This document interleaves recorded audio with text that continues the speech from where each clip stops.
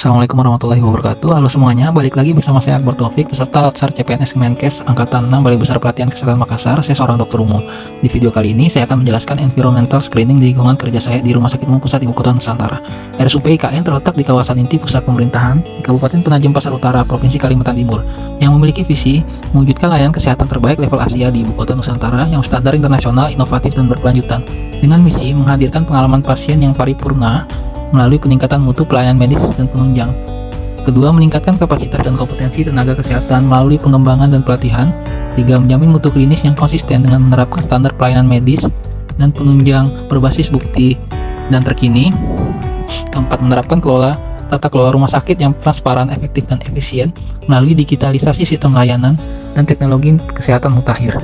Kelima, adalah menjadi pusat rujukan dan pengampuan nasional untuk meningkatkan kapasitas rumah sakit jejaring di seluruh Indonesia, khususnya dalam bidang kanker, jantung, stroke, urologi, serta kesehatan ibu dan anak.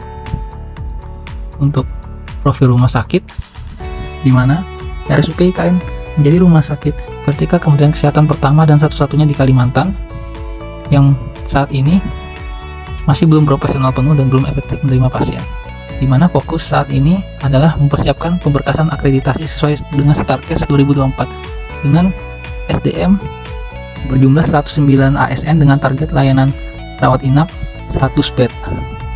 Adapun nilai dan motonya yaitu N.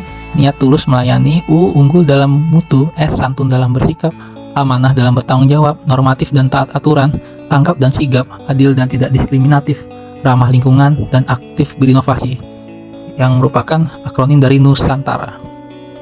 Untuk tenaga berdasarkan profesi sebanyak 109 ASN dengan 15 dokter spesialis, 17 dokter umum, 3 dokter spesialis gigi, 12 dokter gigi, dan 38 perawat serta bidan, dan 25 tenaga teknis dan nakes lainnya.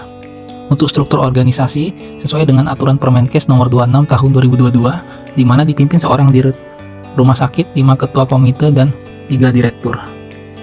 Di mana jenis layanan dasar yang akan diberikan adalah layanan dasar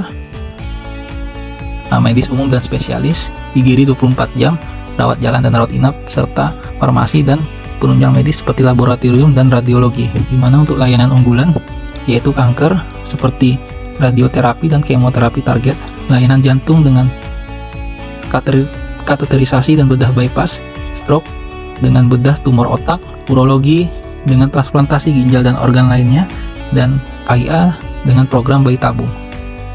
Dan untuk tugas saya adalah menjabat sebagai seorang dokter umum dengan peran saat ini sebagai anggota tim akreditasi RSUP IKN, di mana saya juga memiliki tanggung jawab meliputi memberikan pelayanan medis dasar seperti pengobatan dasar sesuai SKDI, melengkapi dokumen akreditasi KPS dan Proknas TB, dan mengikuti bimbingan teknis akreditasi dari tim mutu serta mengikuti pelatihan. Untuk standar layanan yang harus saya capai meliputi kepuasan pelanggan 80%, di mana belum dapat diukur karena RS belum beroperasional penuh, dan sudah mengikuti 20 jam pembelajaran per tahun, dan sudah mengikuti 2 pelatihan teknologi yang sudah tercapai, dan perilaku kerja juga sesuai ekspektasi, dan target yang akan dikejar yaitu compliance dalam akreditasi dan implementasi untuk Proknas TB. Adapun keterkaitan dengan manajemen ASN dan Smart ASN adalah dengan mengimplementasikan Smart ASN, di mana sudah tercapai penguasaan teknologi dengan pelatihan pengembangan kompetensi dengan mengikuti 51 jam pembelajaran LMS di Kemenkes, dan menampilkan sikap integritas dan menjiwai pelayanan yang dibuktikan dengan pencapaian SKP. Untuk manajemen ASN yang saya lakukan adalah mengikuti pengembangan kompetensi dan evaluasi kinerja setiap 3 bulan.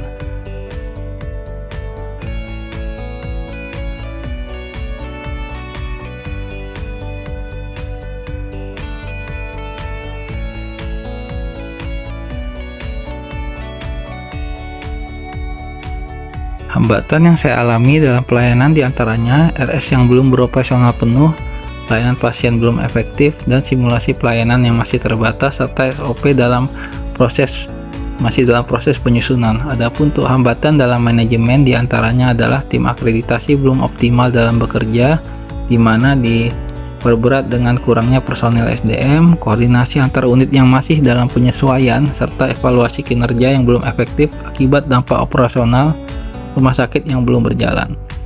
di mana dengan jumlah SDM yang terbatas yaitu 109 ASN, di mana hanya setengahnya yang di Rumah Sakit Umum Ibu Kota Nusantara yang ditargetkan untuk melayani rawat inap sebanyak 100 bed.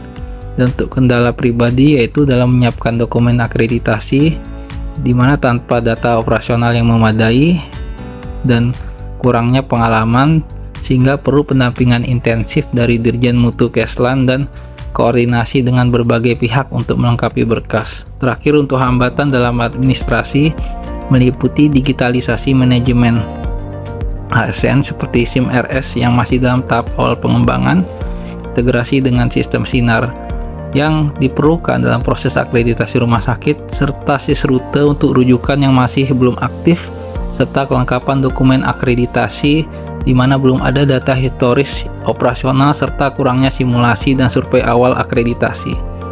Dan sampailah kita di tahap akhir, di mana kesimpulan yang saya bisa dapatkan yaitu environmental screening ini membantu saya dalam menjalankan peran dan proses akreditasi yang penuh dengan tantangan, namun menjadi peluang dalam membangun standar pelayanan tertinggi, di mana implementasi strategi Smart ASN ditambah dengan kolaborasi dan adaptasi cepat menjadi kunci keberhasilan jangka panjang operasional Rumah Sakit Umum Pusat Ibu Kota Nusantara. Sekian video dari saya, terima kasih, semoga bermanfaat.